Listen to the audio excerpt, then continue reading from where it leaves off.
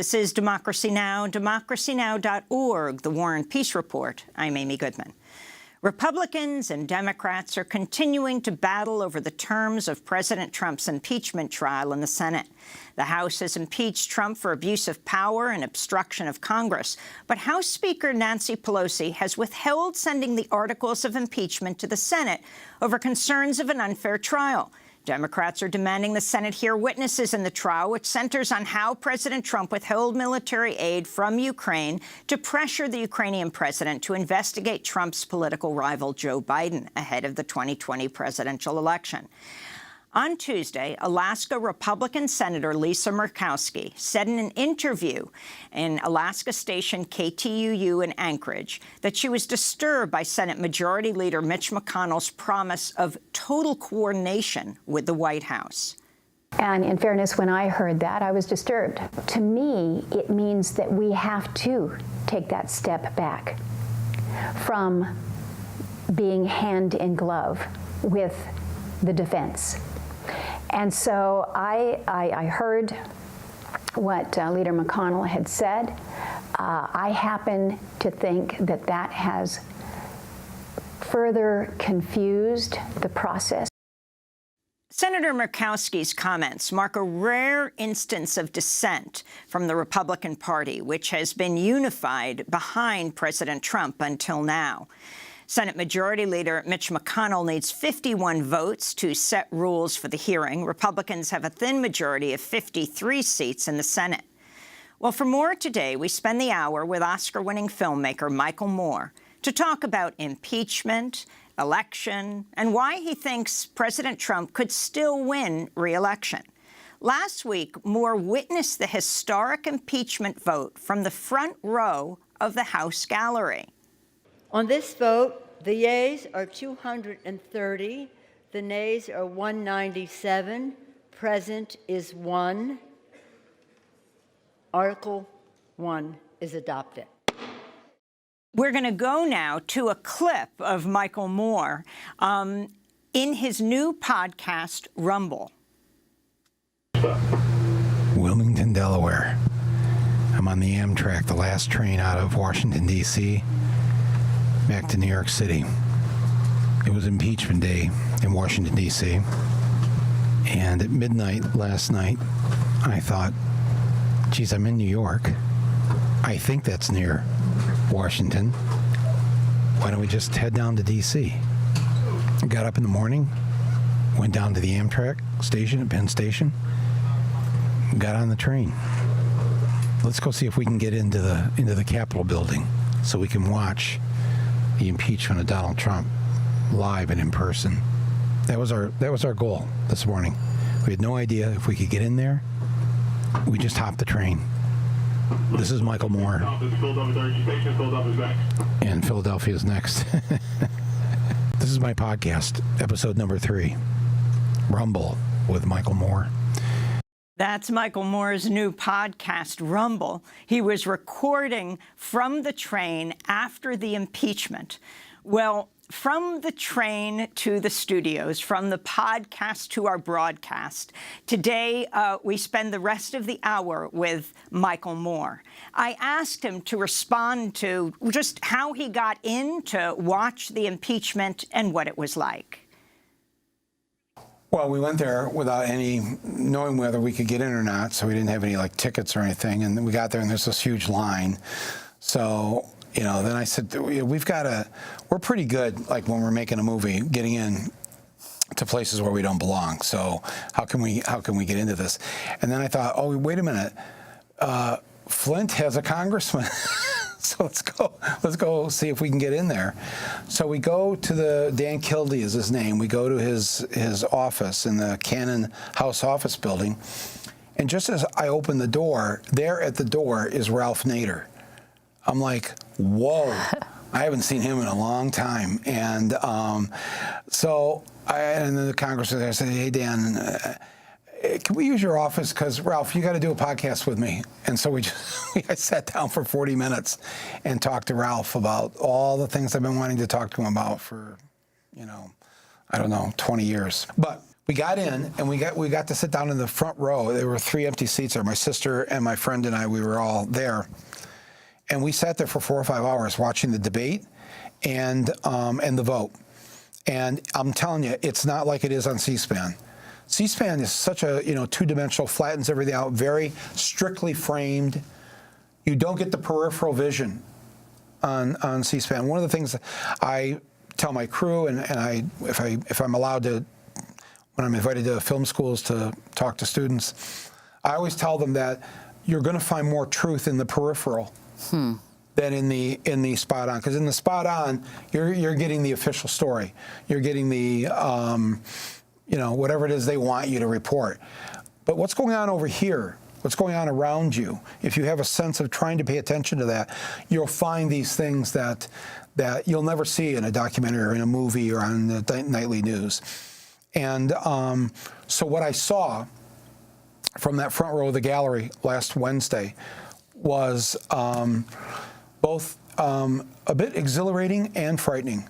Exhilarating in the sense that you could see that on the Democratic side that many of them had found the courage of their convictions, had found their soul, their guts to stand up for this. Even though the polls show it's kind of a 50-50 in the country on impeachment, a little more in favor of it, but nonetheless, a risky proposition, especially for a number of Democrats in swing districts.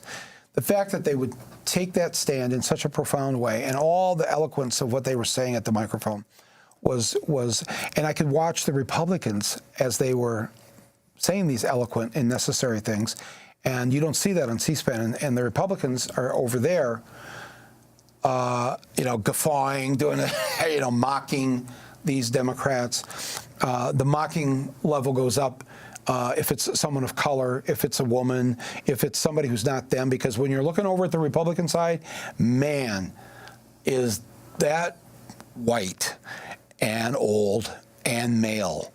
And it's stunning that in 2019 that it looks like an episode of Leave It to Beaver over there, and not the real America that we live in. See, I think they're so angry. When they go up to the microphone, they'd say these, spewing this anger, and all the angry old men in their seats squirming, and they'd be making these sounds. The very last sound they made when it passed, that Trump was impeached, Pelosi had told the Democrats, no applause, no cheering. If you go back and listen to that, the cheering you hear is myself and my sister, my friend Basil. And so, but the Republicans let out this noise, this otherworldly noise that it wasn't a boo. It was like a...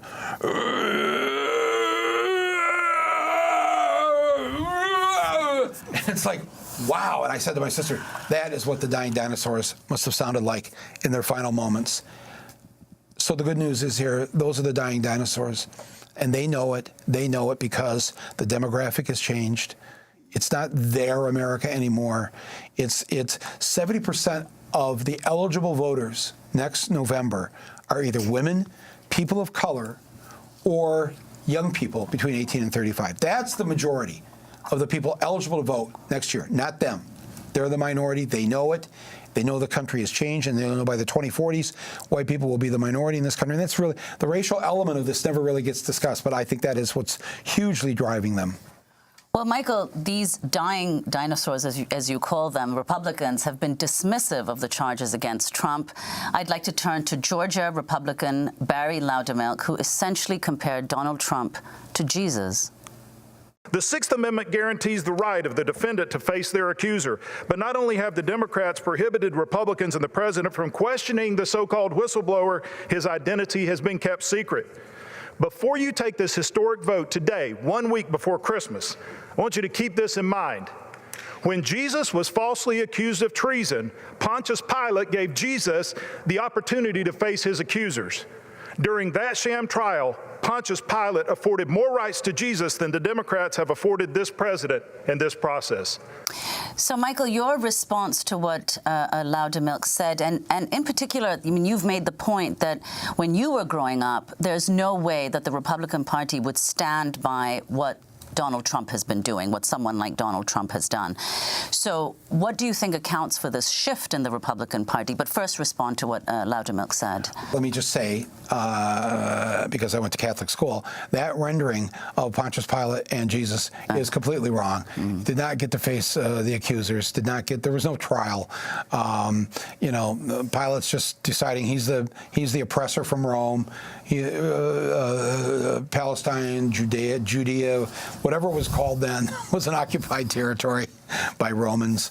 By the way, I want to point out, we have very progressive nuns in our Catholic school, and sadly, a lot of Catholics are taught, the Jews killed Jesus, and it's like, and our nuns were like, no.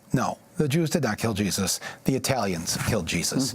All right, it's a fact. These are Romans. That's who did it. But I think because the nuns were all Irish too. By the way, I think there's an Irish-Italian thing going on there. But so none of that happened. What he just said. Okay, but that's true for most of what they speak. There's some.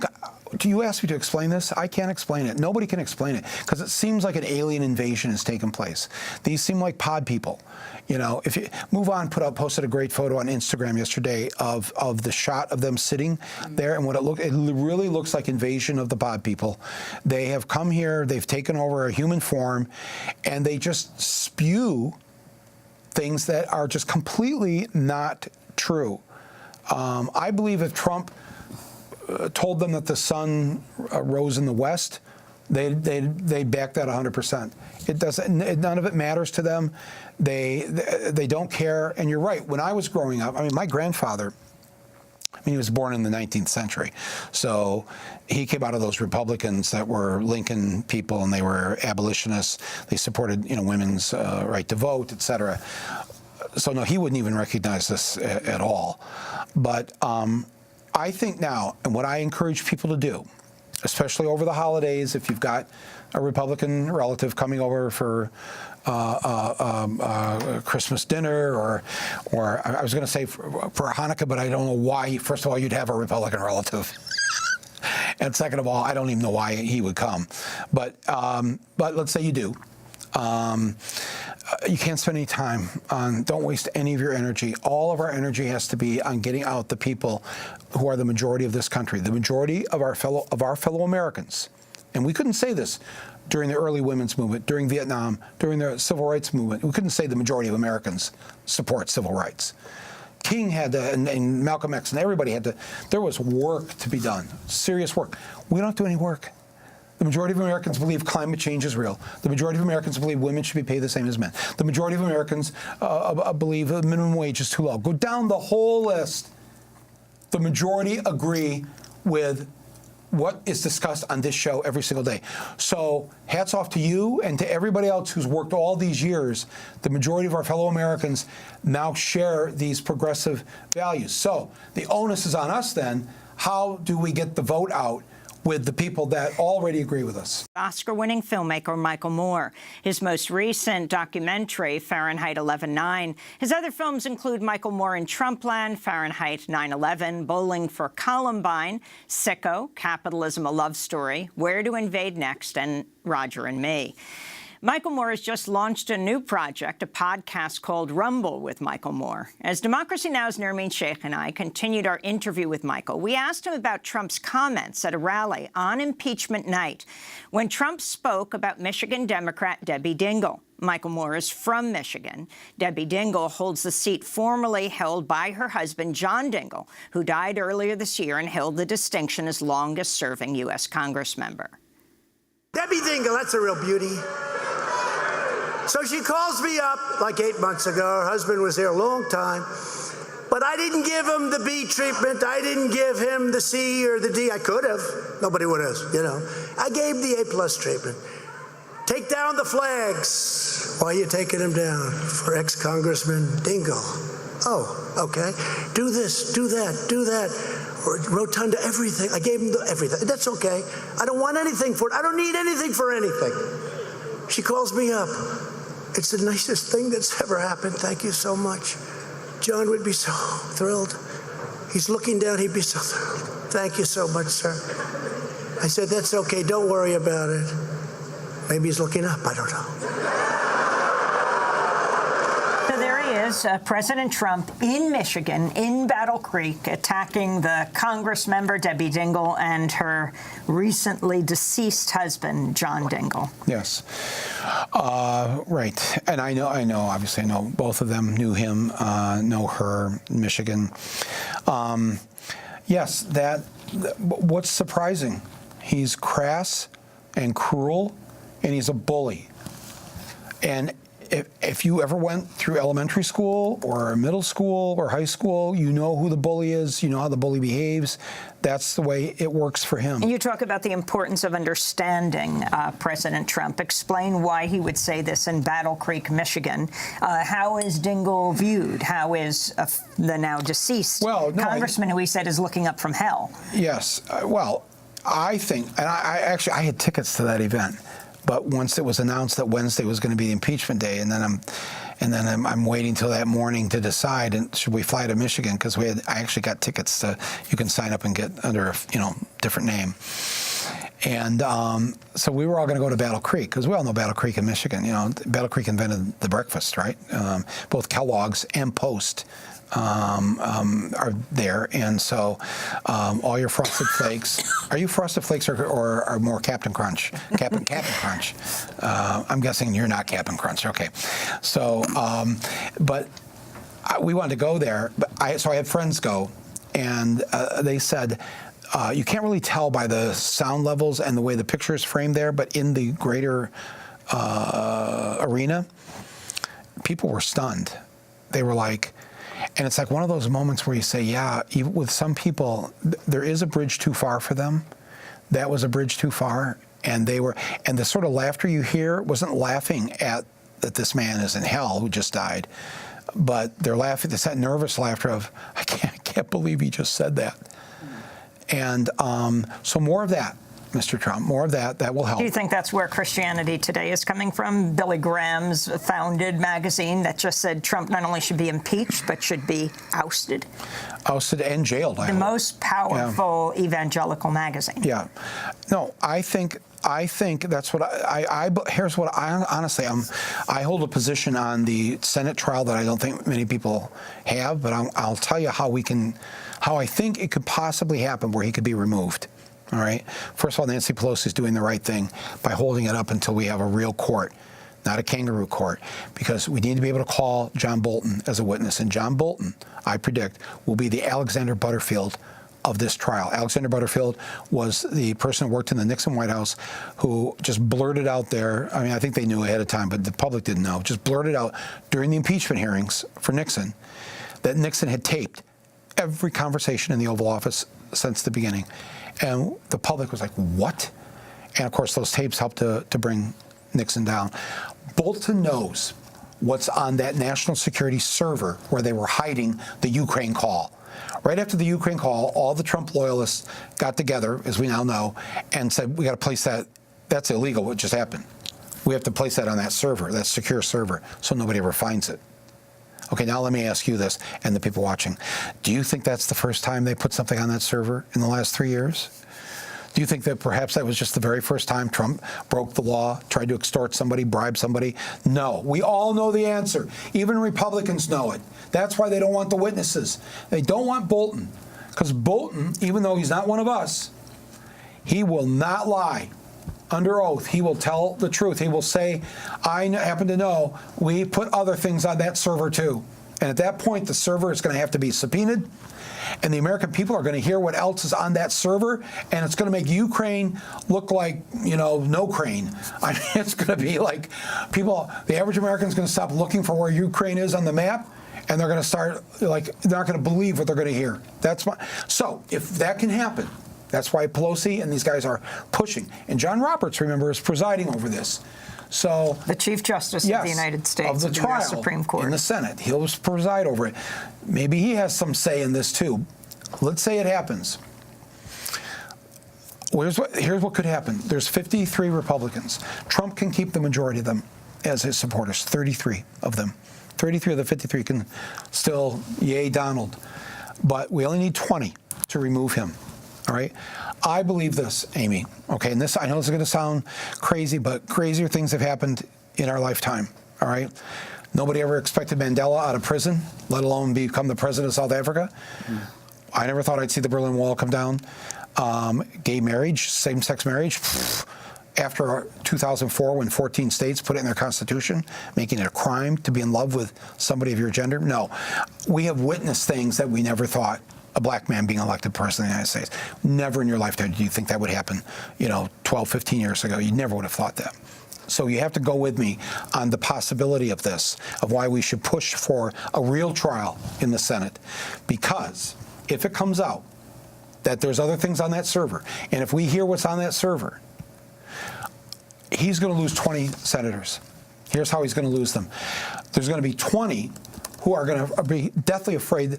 There's already 5 or 6 Republicans that are afraid they're going to lose their Senate seat this coming year. But there will be 10 Republicans of the 53 who are going to be scared to death that they're going to be removed either in 2020, 2022, or 2024.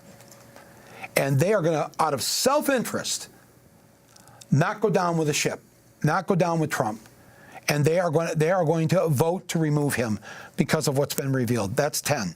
The other 10 is what I will call the religious 10, led by Mitt Romney. These are people, for their own reasons, no judgment, but they actually do believe. They're real believers. And they have had to hold their nose at the immorality of this guy, the nose that Christianity today could no longer hold when they wrote that editorial, that he has to go. There are 10, I believe there are 10 true believers who believe in their Christianity enough to where they find him repulsive, repugnant, and stands for against everything, the things that they believe in. And there are going to be 10 of those, led by Romney, that are going to say, I morally cannot support this any longer. I want to believe of the 53, there are 10 who have a conscience and who truly believe in their Christianity or their Mormonism to the point where they are not going to attach themselves throughout history to this man. They don't want their kids to grow up, their grandkids to grow up to be like this. It's an awful, awful thing. They know it. A lot of them know it inside. How does Nancy Pelosi guarantee this? How does she get this She's doing what she can do right now by not giving them the articles of impeachment. There's going to be a big fight.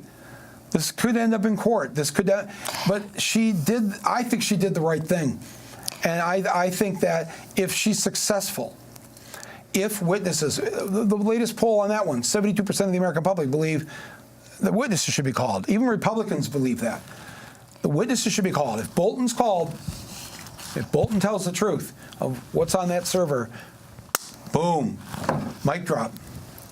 But no Republican in the House supported either article of impeachment. Right. Yeah. Well, because they still think they can get away with it. The key factor here is the revelation of more than just Ukraine, of things that really affect people in their daily lives. How many times have we seen in the past when the mic is accidentally left on and some politician says how much they don't give a crap about the working person? Or Mitt Romney himself, when it was left on, talking about all those have-nots, all the takers, man, I mean, I'm telling you, something even far worse than that has been hidden on that server. They don't want the American people to hear it, because if the American people heard it, even people that don't share my politics would say that's enough. And there would be hopefully 10 senators who want to get reelected and maybe might not now. And they're going to look out for themselves. And there's going to be 10 who actually live by a code.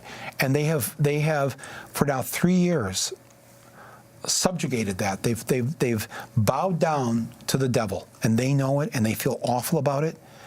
And they're going to say enough once we hear what else is on that server. There's my optimistic possible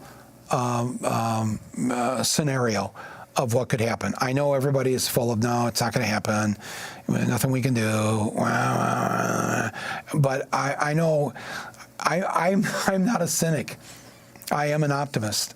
I do believe, but I don't believe in hope. I'm against hope. I think hope is a fool's errand right now. We need action. I don't need anybody sitting around hoping Forget hope.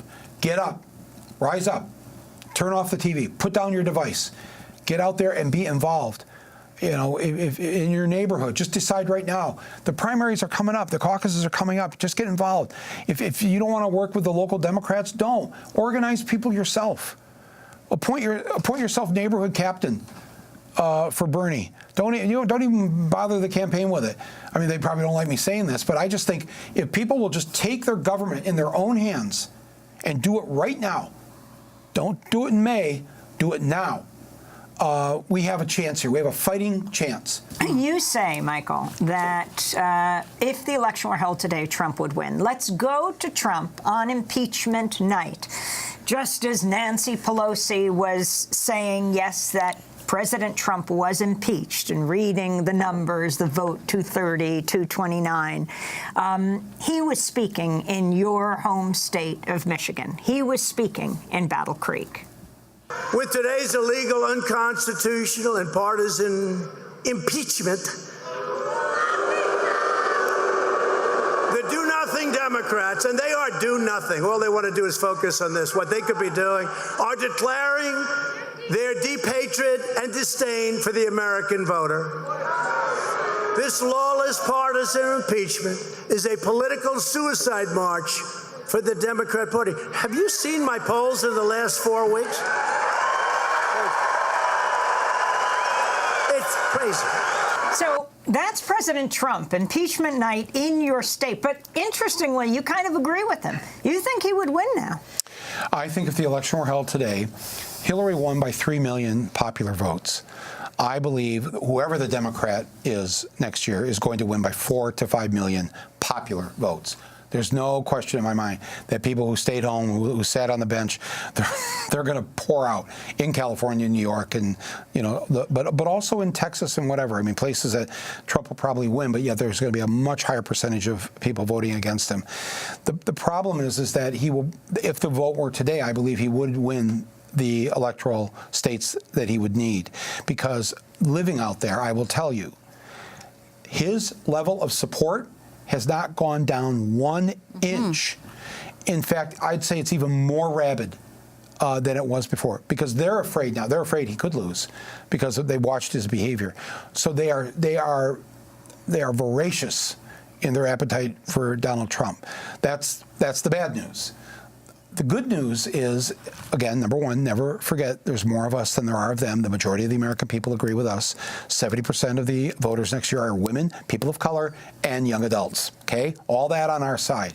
So what we have to do is we have to make sure we don't give them another Hillary Clinton to vote for. The Democrats who are encouraging moderation, go to the center. You know, let's not upset the angry white guys. That's really what it is. You know, the voter they're trying to convince. That's why we got to have Biden. You know, we've got to have Klobuchar. We got to have somebody that is somewhere there, wherever that middle is now. There's really nobody in that middle, by the way. Even the Fox News poll last week showed that 54% supported impeachment and conviction, and 40-some% didn't. And then they asked the question, how many of you would support impeachment but no removal? Was it 4%, 5%? I mean, it was like there's nobody in that trying to have it both ways. So it is polarized, but for a good reason. Polarization is always talked about like it's a bad thing. I think it's a good thing. I think if you think women should have the right to vote, I don't think there's a middle position on that. You either believe that women should vote or women shouldn't vote. You either believe that a fertilized egg is a human being or not. There's no middle ground there. And so our side has got to take this by the reins, and it's got to have the courage of our convictions to fight this. And if we do this, then he won't win the electoral states. Remember, Hillary only lost Michigan by 2 votes per precinct. That's it. And it's not because Lunch Bucket Joe stayed home, or voted for Trump. It's because when they talk about the working class, Amy, this just drives me crazy. Oh, Trump won all these working class votes in Michigan and Pennsylvania. No, what happened was that the Democratic Party didn't stand up in the way that they should have for what the youth wanted, for what people of color needed, And there were 90,000 people in Michigan, almost 90,000, who went to the polls, mostly Democrats, and very large numbers of them in Detroit, Flint, Pontiac, Saginaw. These are all black cities, majority black. They stood in line in the cold for 2 to 3 hours to vote. They went in there and they voted for state rep, state senate, county commission. We don't have dog catcher. We have drain commissioner, the person in charge of the sewage. That's the lowest name on the ballot. They stood there. They voted for the Democrats all down ballot and left the top box blank. 90,000. She only lost Michigan by 10, 11,000 votes.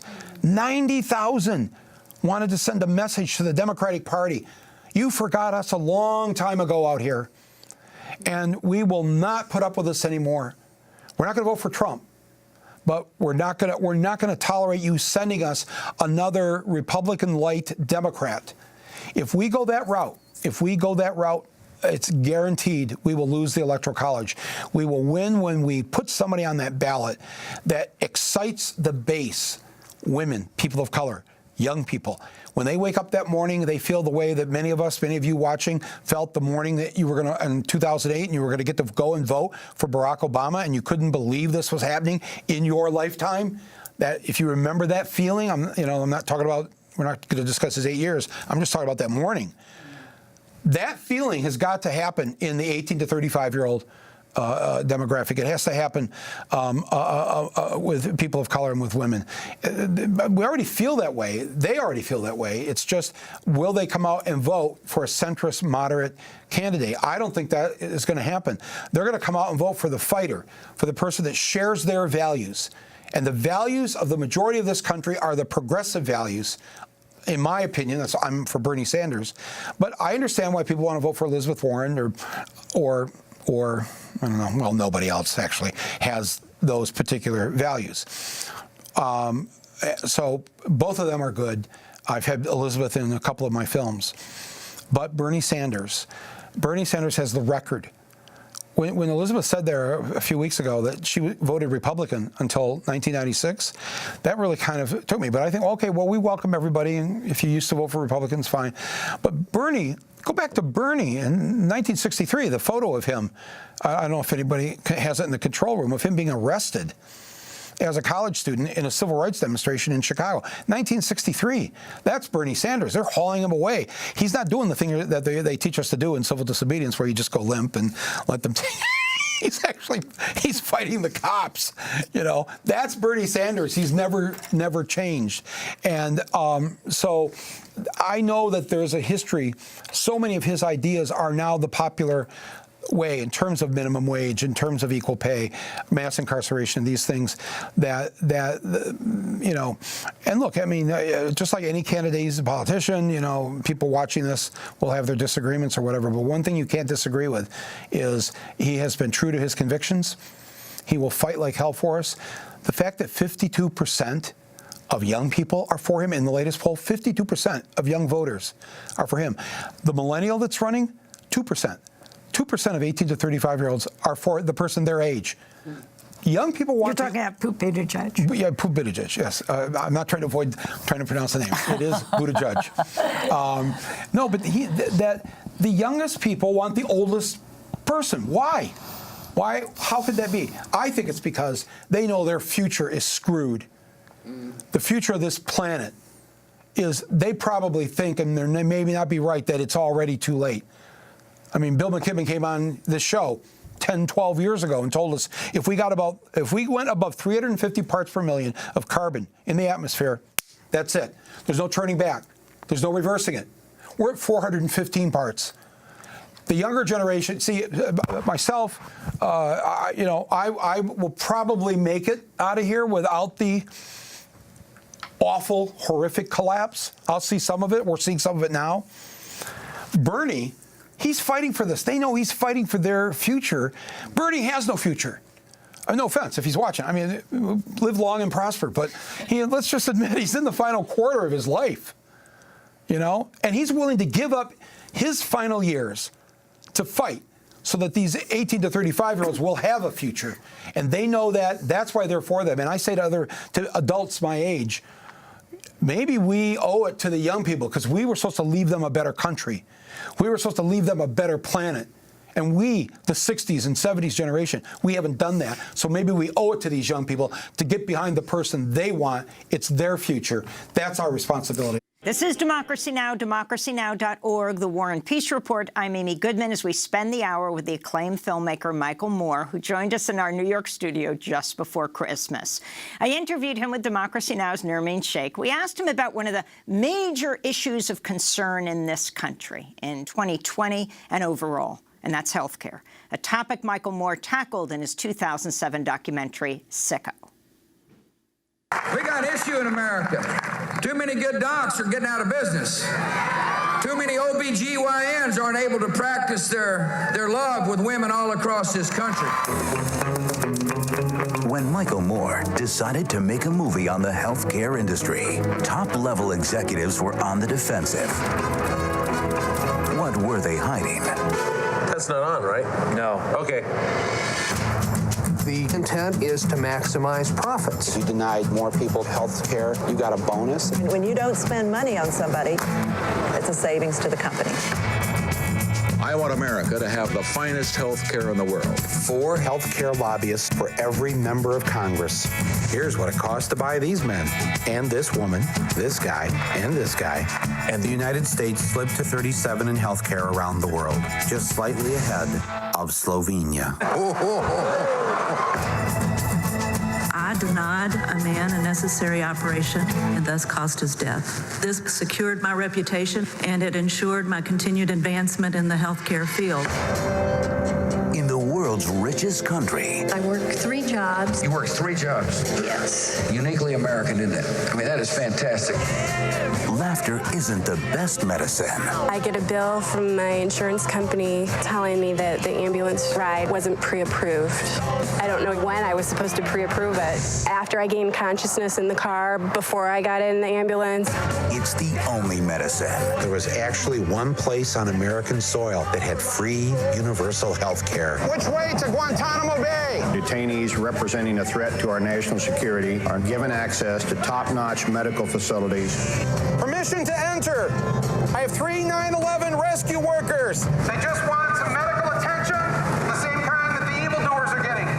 So that was Sicko, right? 2007. Talking about health care in this country. I wanted to turn right now to the debate moderators, the news personalities on television, framing the question of health care as a question of, will you increase our taxes? You have not specified how you're going to pay for the most expensive plan, Medicare for All. Will you raise taxes on the middle class to pay for it, yes or no? It will drive up taxes to pay for health care. And not just the wealthy will pay for that, the middle class will also pay for it. Very good. What do you say to voters who are worried that your position on Medicare for All could cost you critical votes in the general election? Senator Sanders has been candid about the fact that middle class taxes are going to go up and most of private insurance is going to be eliminated. Will you make that same admission? So that's some of the questions debate moderators and news personalities, sometimes you might call them journalists, are asking of the presidential candidates when it comes to Medicare for All. Are you going to increase taxes? Talk about the framing of that. Well, these questions are asked by these moderators who work for news organizations that are owned by large conglomerates who have a vested interest in maintaining the status quo. So the real question never gets asked in terms of it's all, yes, I always wanted to pin them on how much is it going to cost in taxes. And the answer to that is, well, actually, we pay more taxes than any country on earth, more than the Scandinavians, more than the French. And people, what do you mean by that? No, we don't. You can look at their tax rate and our tax rate. And I said, no, it's because we lie. We don't call what they get for their taxes, we don't call it a tax here. We call it tuition. We call it copayment. We call it, daycare fees. You know, in France, in Norway, countries like that, they get those things for free or nearly free because they pay taxes for it, and everybody gets it. If you're qualified to go to the Sorbonne in Paris, you go there for free. You pay for your books in France. Daycare in France is about $1, $2. If you make a lot of money, you got to pay $2 an hour for your daycare of your kids. If you take the average of what people spend just on daycare, what you spend a week, let's say you're paying a couple $100s a week in daycare. It's probably more for some people. Let's say your college debt you're paying off is a couple $100s a month. Let's say that during the year, through copays and deductibles, well, I know what that number is. The average American pays about $6,000 between things that aren't covered or they have to pay part of their premium, copay, deductible. Add all that up, the $200 a month for the daycare and the $200 a month for the college. So that's, per year it's $2,500 for each of those.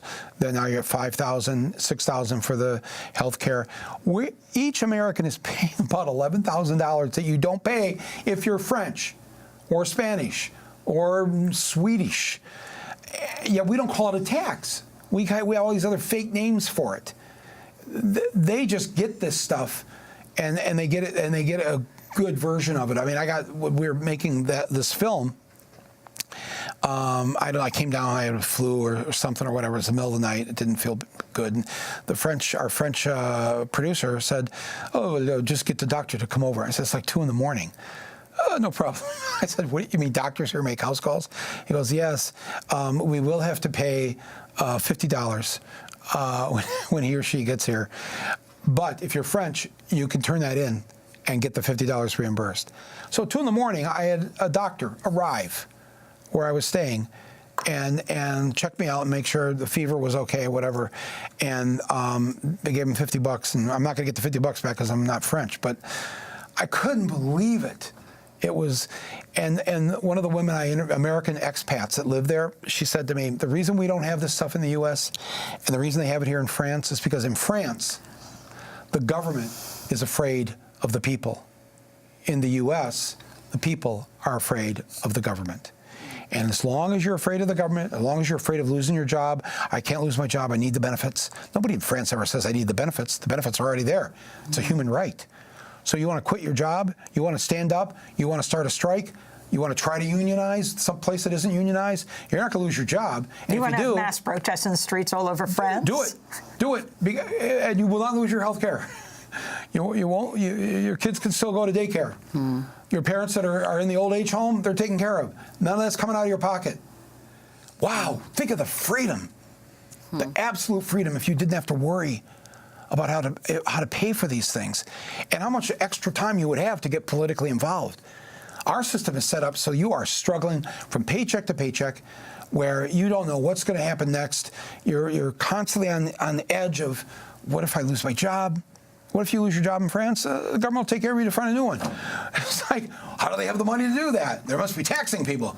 Yes, they tax people, but they also, what's their military, their GDP percentage? I don't know what it is, but I'm certain it's in the single digits. Not this country. How much of your taxes go to some form of the military or Homeland Security? I'm sure it's over 50% at this point. So that's how we choose to spend our money. What if we chose to spend it on the people? How much better it would be. Michael Moore, I want to thank you for being with us. Academy Award-winning filmmaker. His most recent documentary, Fahrenheit 11/9. His other films include Michael Moore and Trumpland, Fahrenheit 9/11, Bowling for Columbine, Sicko Capitalism, A Love Story, Where to Invade Next. Well, that's a good one. I like that one. Last week, Michael Moore witnessed the historic impeachment vote from the front row of the gallery, and he has just launched a new project, a podcast. It's supposed to be weekly. It's called Rumble with Michael Moore, but you're doing it daily, Michael? Well, I'm just doing it through the holidays, mostly every day, just because I've never done this before. I mean, you had a radio show like forever, so you're very used to this. I'm a filmmaker, so I started a week ago, last Tuesday, and I am going to do it until New Year's, pretty much on a daily basis.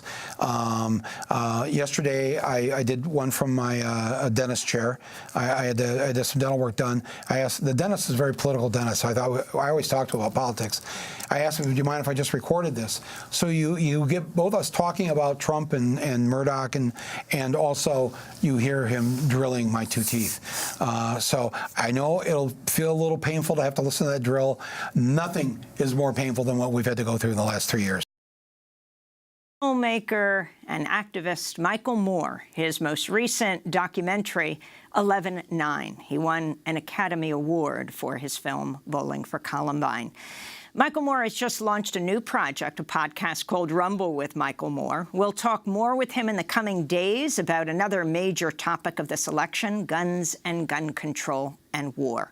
That does it for today's show. Democracy Now! Is produced by Mike Burke, Dina Guzder, Nermeen Sheikh, Carla Wills, Tammy Warnoff, Libby Rainey, Sam Alcoff, John Hamilton, Robbie Karen, Hani Massoud, Sharina Nadura, Tamery Astudio, Adriano Contreras, Maria Taracena, Mike DeFilippo and Miguel Noguera, our engineer. Special thanks to Miriam Barnard, Becca Staley, Julie Crosby, Hugh Grant, David Prude, Vesta Godars, Karl Marxer. I'm Amy Goodman. This is Democracy Now!, democracynow.org, The War and Peace Report. Thanks so much for joining us.